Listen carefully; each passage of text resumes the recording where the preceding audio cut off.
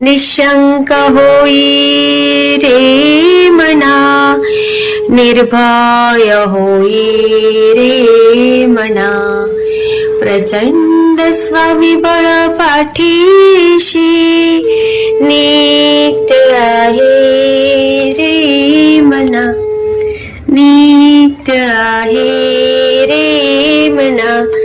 जय शिवदत्त श्री स्वामी समर्थ महाराज की.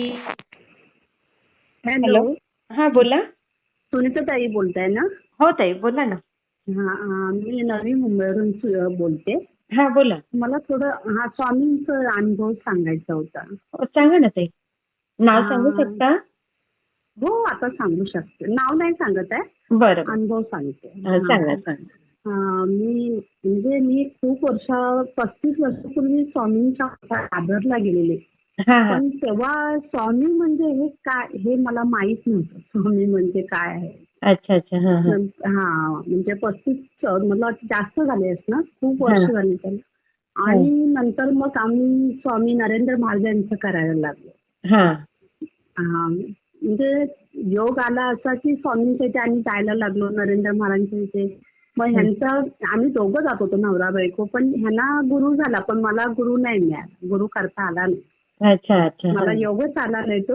आणि मग असं करता करता आता ह्या 1.5 वर्ष झाले असणार. 1.5 वर्षामध्ये आपल्याला स्वामी भेटले. मला भेटले म्हणजे माझ्या मैत्रिणीकडून भेटले.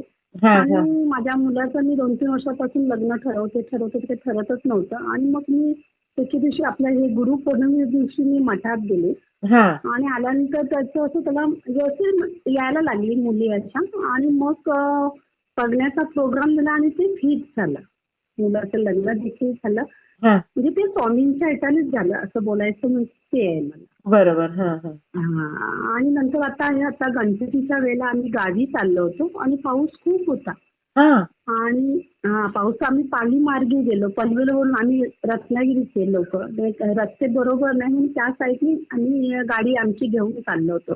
अशी 4-5 टवाल मुलं. पाऊस खूप होता. त्या मुलांना काय झालं काय माहिती, रस्त्यावर येऊन ना मुद्दामून असं म्हणजे बोलतात ना असं म्हणजे गाडीच्या समोर येऊन असं काय काय असं हे करायला लागले की गाडी थांबवलं तर हे काहीतरी त्यांचं प्लॅनिंग होतं त्या लोकांचं. असं म्हणजे पाऊस तर खूप आहे. आता मी म्हटलं स्वामी आता ही मुलं जर एखादं जर गाडीच्या पुढे आलं तर केवढा मोठा अपघात होईल.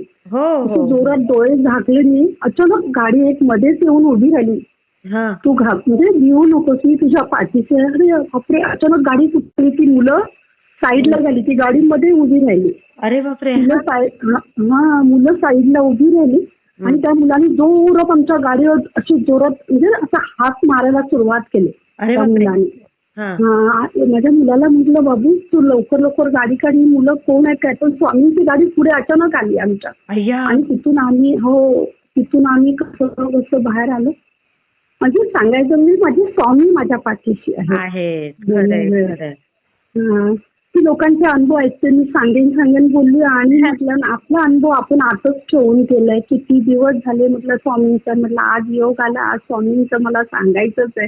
नाही खूप छान केलं ताई. स्वामी अजून तुम्हाला बघा किती अनुभव देतील छान छान. मला ऍड व्हायचंय ताई. काय म्हणते करा ह्या नंबरवर तर तुम्हाला. आणि मला केजरे दादांचा नंबर पाहिजे होता. हो तुम्ही मेसेज करा मला, मी पाठवते. हो चालेल. थँक्यू ताई. समर्थ ताई. मला कसा वाटला ते मला कमेंटमध्ये नक्की सांगा. आणि व्हिडिओ आवडला असेल तर लाईक, शेअर आणि सबस्क्राईब करायला विसरू नका. आणि हो, तुमचेही असेच काही अनुभव असतील तर या दिलेल्या नंबरवर रात्री 9 ते 10 ह्या वेळेमध्ये तुम्ही शेअर करू शकता.